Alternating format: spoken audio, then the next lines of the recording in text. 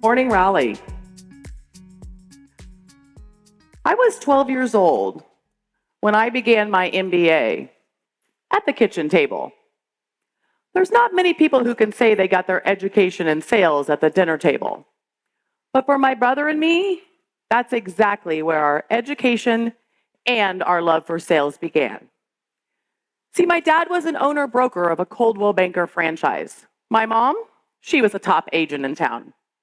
So our dinner table conversations, well, they revolved around listings, out-of-town buyers, and commission checks. For my brother, those impromptu training sessions turned into a very successful career as an account executive. Me, I took my love and passion for sales and chose to help others achieve their dreams. My brother and I have often talked about the different sales paths our careers have taken. Both think the other is crazy and wouldn't change places under any circumstance. But what we both do agree on is that if our father had not quit his job in 1979 to go into business with his brother to run one of the most successful real estate companies in town, our lives would have been very different. Between my dad's savvy as an owner and a sales leader and my mom's ability to outsell the competition, our family used real estate to sell our way out of the life we had into a life of financial freedom, bigger houses, and the ability to pay cash for cars and college. All because they chose a career in sales. A career in sales can do the same thing for you. It can help you sell your way out of an unfulfilling job, financial struggles, and a life of someone else controlling your income, into a life of financial abundance, a fulfilling career, and you being in full control of what you earn. My favorite sales job is actually the first sales job I ever had, waiting tables. It was waiting tables where I learned what I needed to be fulfilled professionally. I started my waitressing career at a family restaurant and ice cream parlor. What did I love most about waiting tables? Instant feedback. As soon as a table cleared, I could walk over, pick up my tip, and get feedback on my performance, just as if there were judges holding up signs with numbers on them. And just like Scott Hamilton, I wanted all 10s. The sport of waiting tables was perfect for me. Fast-paced, personality-packed, and profitable. While my friends were working minimum wage jobs at the mall, I was making twice as much money with enough time on my hands in the summer to work on my tan lines. By the time I got to college, I had learned the concept of working smarter.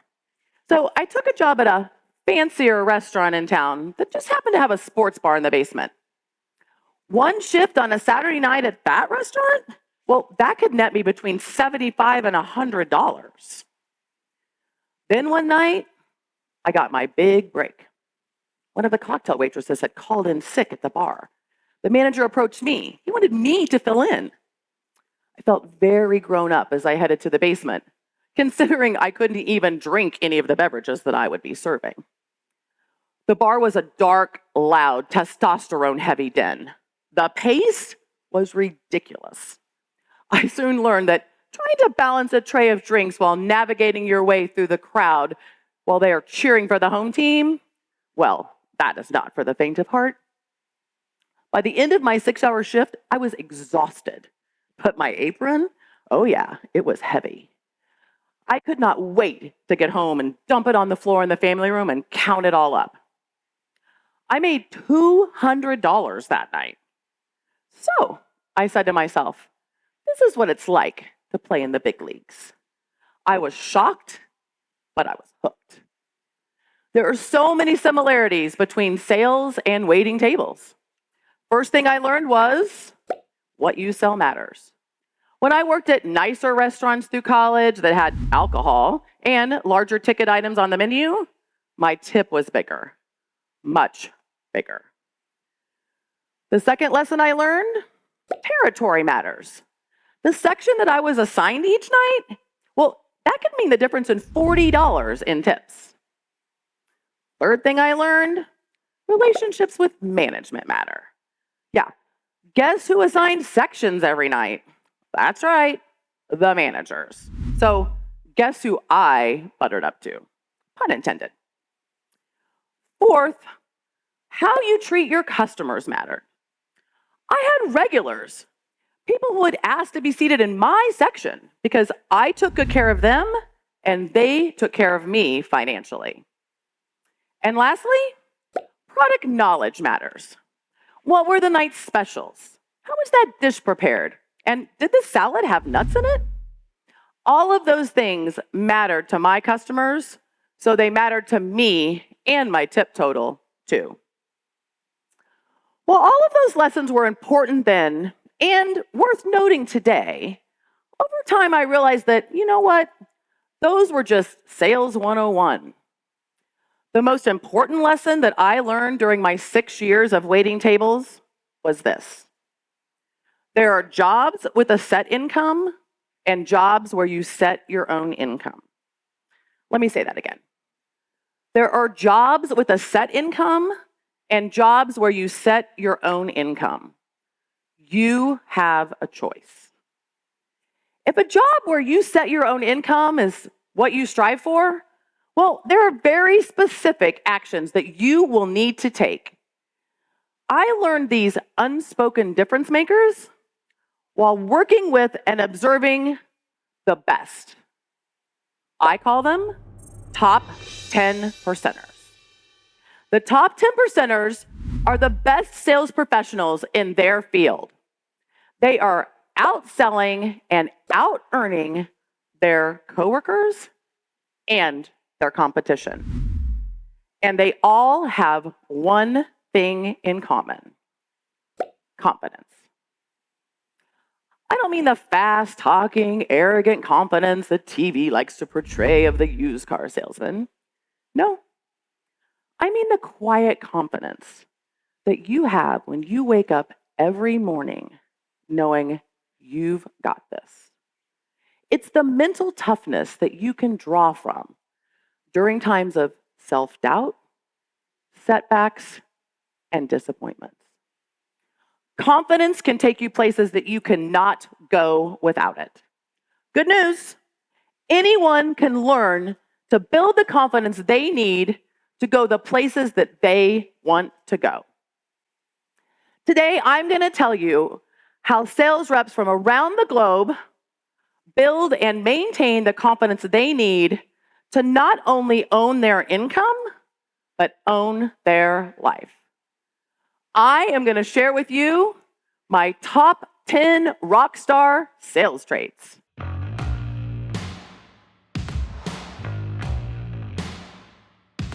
Rockstar trait number 1, work your mental, spiritual, and physical game. I ask this one question every time I interview a sales rep. It sounds like this.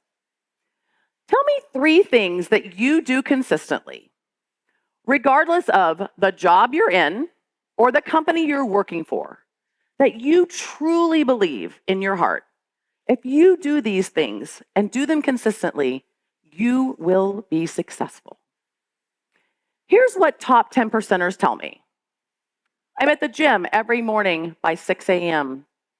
I have a spiritual practice. I listen to one sales podcast a week.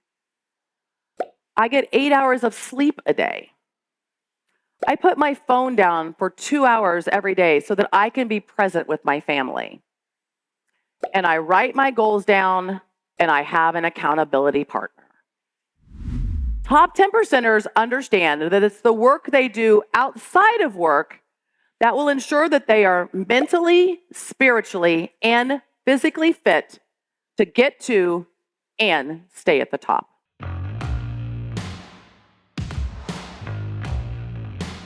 Rockstar trait number 2, be disciplined. There are no lazy rock stars. In the book Outliers by Malcolm Gladwell, his research showed that the top in every profession, from basketball stars like LeBron James to real rock stars like Mick Jagger.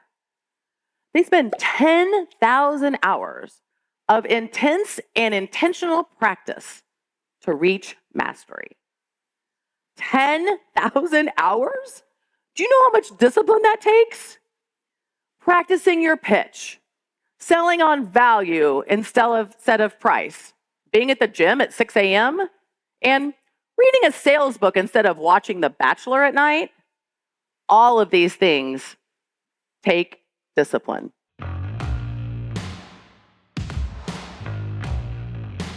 Rockstar trait number 3, beware of body language. Top 10%ers, they walk into every room like they own it.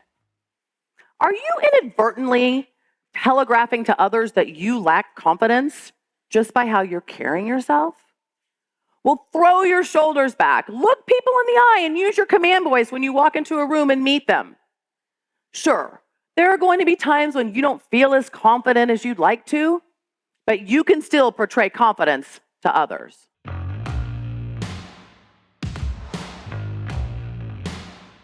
Rockstar trait number 4, stop negative self-talk. Most people say, mind over matter. No. What I say, the mind matters. I have been a competitive athlete my entire life. And early on, I realized that I just received a smidge of natural athleticism from the parental gene pool. So I knew I was going to have to rely on other things in order to compete at the highest level. One of those things, positive self-talk. The minute negativity or negative thoughts enter my head, I replace them with this one phrase: you're the winner. Not a winner, the winner. The winner of this game, set, and match.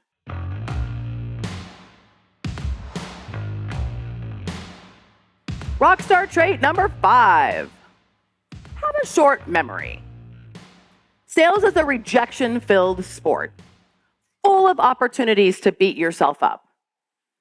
Top 10%ers know that nothing good comes from dwelling on disappointments and setbacks.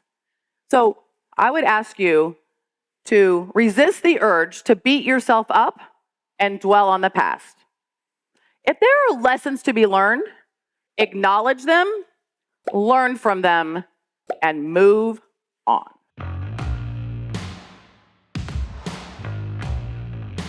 Rockstar trait number 6. This is a personal favorite. Develop a dash of rebel. Okay, this one's optional, but preferred.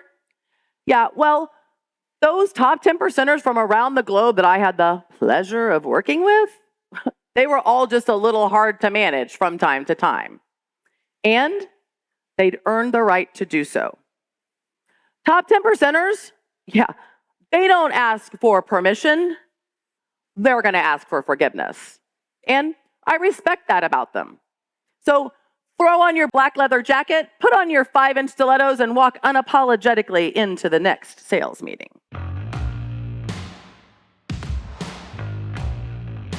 Rockstar trait number 7, practice realism. My son calls me a dream killer. I prefer realist. Top 10%ers do not own rose-colored glasses. They see things for the way they really are, not how they want them to be. This is a true superpower. Knowing that you have the ability to see the field clearly is what gets you to the finish line. Realism combined with discipline that I mentioned earlier keeps top 10%ers from leaving stalled deals in their pipeline, continually letting prospects tell them maybe, and also letting their sales leader believe they're going to hit quota this month when they're really not.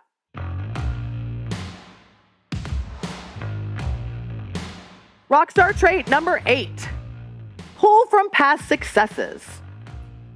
I've been known to say, quite often, Success begets success.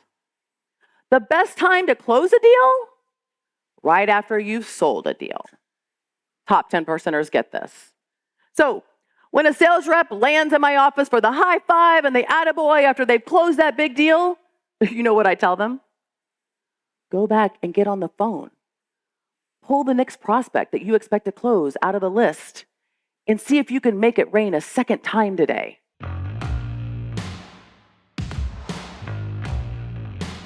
Rockstar trait number 9, sell with integrity. When I was VP of sales at a software company many years ago, a prospect landed in my voicemail. Did a little research on him, and then I returned his call to see what I could do to help. He said his team was struggling, and he thought our software could help fix some of the problems they were having.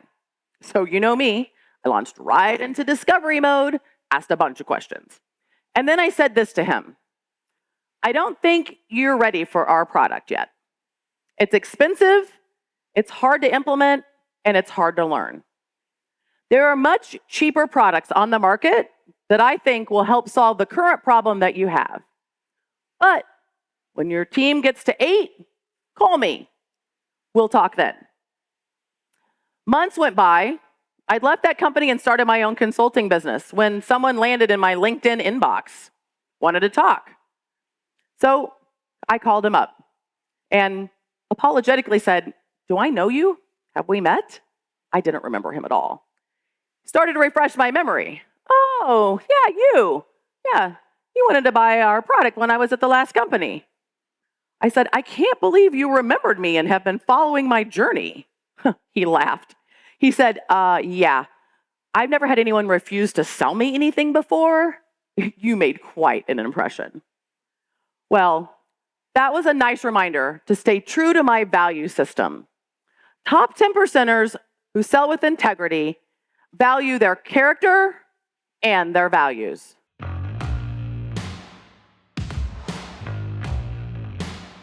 Rockstar trait number 10, hashtag own your own shit. Okay, now that I have your attention, this rockstar trait, this one's what I call the rockstar trait multiplier. Top 10 percenters take responsibility for their thoughts, actions, and results. They know that there are going to be things that happen that are outside of their control, but they understand that owning their own shit means taking accountability for the things that they can control. Own your success, own your income, own your life. Sounds easy, right? No, it's not easy to get to the top of your peer group. Why do you think discipline made the list? So, what do top 10 percenters know that others haven't figured out yet? That the work to get to the top doesn't actually happen at work. It happens after work. It happens on your drive home from the office. It happens after the kids go to bed. It happens when you're working on your short game. And it happens when they spend time with others like them, because top 10 percenters know their circle matters. What would it mean for you if you could wake up every day with the confidence to know that you could outsell and out-earn your coworkers and your competition? What would financial freedom look like for you and your family? How would it feel if you were the person that everyone in the office came to for advice? And how proud of yourself would you be if you were not only owning your income, but owning your life? I want you to be thinking about those questions. But none of those questions are going to matter if you can't answer this next question with a resounding yes. Am I willing to do the work outside of work that others are unwilling to do so that I can join the very exclusive Top 10 Percenters Club. Thank you.